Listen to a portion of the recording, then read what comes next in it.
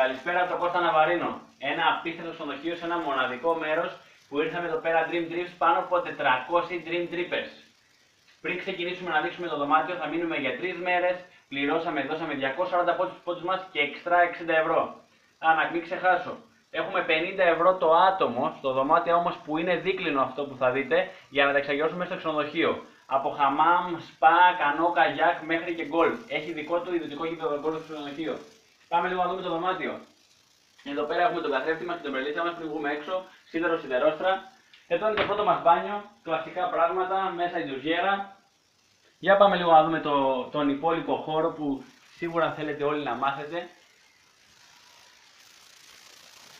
Εδώ πέρα είναι η τραπεζαρία, το σαλόνι μας βασικά, που το έχουμε κάνει εμείς κρεβάτι. Εδώ είναι μια μικρή τηλεορασίτσα. Για πάμε λίγο να δούμε τον ιδιωτικό χώρο, το δωμάτιο που θα μείνουμε. Όπως είπαμε είναι δίκλινο. Αυτό είναι το μικρό κρεβατάκι, έχει δικό του ιδιωτικό μπαλκόνι, τηλεορασίτσα κτλ, κομμωδίνο. Ελπίζω να φαίνεται αυτό εδώ. Είναι και μια προπά που μου κάτι τέτοιο. Δεν ξέρω αν είναι καλά και αν λειτουργούν ακόμα, αλλά φαίνεται καλό να είναι. Το πρώτο ακούσει εδώ πέρα η πανιερίτσα μας. Εδώ είναι το κεντρικό μπάνιο στην ουσία ταυτόχρονα με το δωμάτιο.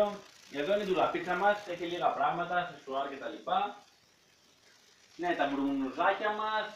Ιδιωτικά 2 μπάνια εδώ πέρα και με ντουζιέρα και με οτιδήποτε άλλο. Και πάμε να τελειώσουμε με το καλύτερο. Ποιο είναι το καλύτερο?